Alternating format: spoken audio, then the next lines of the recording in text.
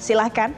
Ya, selamat siang Valen dan juga pemirsa. Di akhir pekan ini Newsline akan buka dengan sejumlah informasi update dalam Newsline Update berikut ini.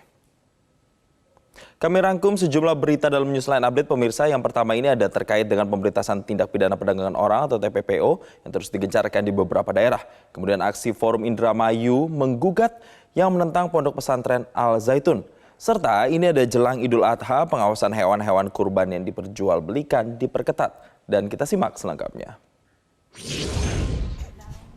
Ini anak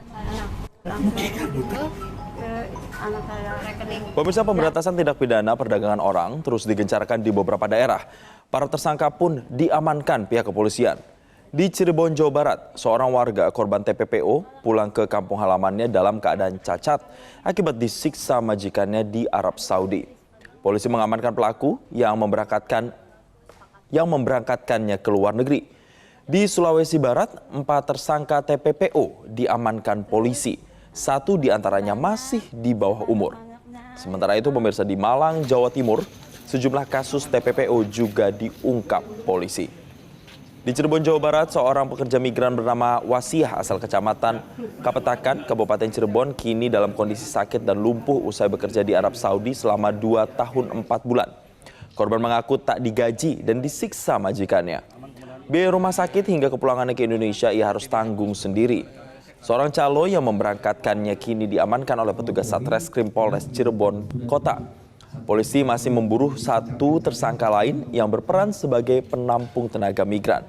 Pelaku dijerat dengan pasal 4 tentang pemberantasan perdagangan orang dengan ancaman maksimal 15 tahun penjara. Sementara itu, Ditkrimsus Polda Sulbar juga mengungkap kasus tindak pidana perdagangan orang yang melibatkan anak di bawah umur. 4 orang menjadi tersangka, seorang diantaranya merupakan perempuan di bawah umur. Direktorat Reserse Kriminal Khusus atau Ditkrimsus Polda Sulbar menggerebek sebuah tempat di Jalan Andi Depu, Kecamatan Mamuju, Kabupaten Mamuju, Sulawesi Barat. Kabid Humas Polda Sulbar, Kombes Pol Syamsur Ridwan mengatakan, keempat tersangka menawarkan korbannya melalui aplikasi percakapan online sebagai pekerja seks komersial.